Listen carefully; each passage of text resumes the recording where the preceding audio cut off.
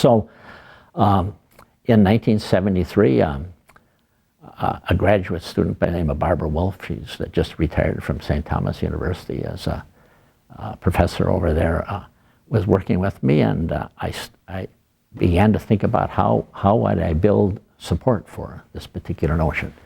A 30-year-old young person coming into the state with no history here is not going to just be able to make these things happen. So I began to identify people around the state who had histories of success in education and early childhood education. And so I mentioned Stout before. There was Dr. Jan Kyle over there, was an example of that type of person. Mr. Melcher, I knew of him. There were many other people around the state who had histories of success, so working with children, preschool age children, as well as special education. And so I began to do research activities and gather information about the need for early childhood education, the notion of should the children be served on a categorical basis or non-categorical basis. I mean, we were thinking progressively.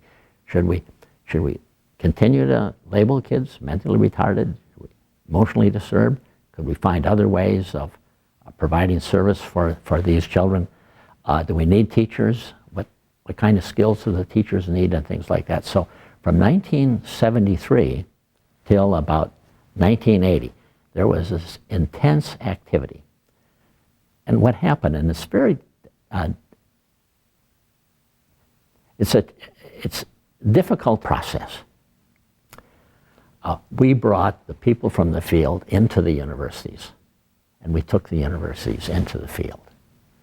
And that was different. There was something here that was called the Wisconsin idea.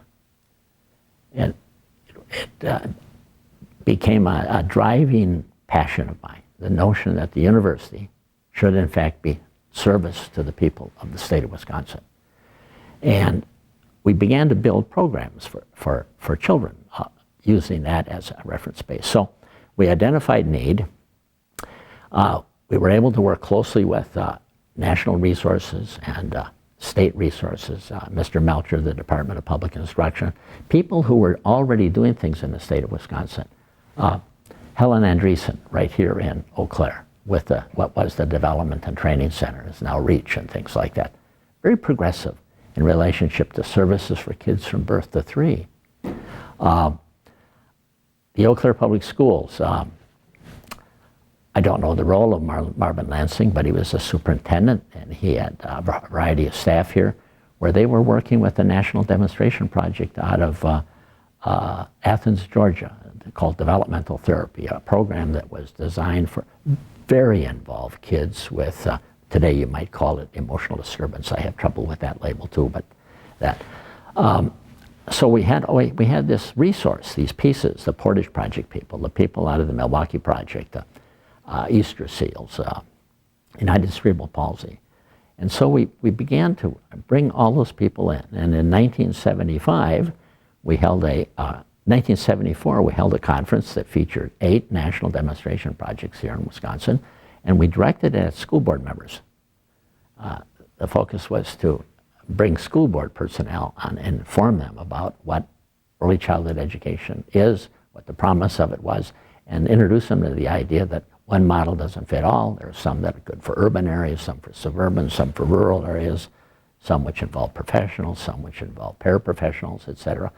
And so we presented that. The next year, we brought back people and we hired some personnel to talk about what do you think teachers should do from the perspective of speech therapy? What should teachers do from the perspective of school psychologists? What should teachers do or be able to do from the perspective of physical therapists?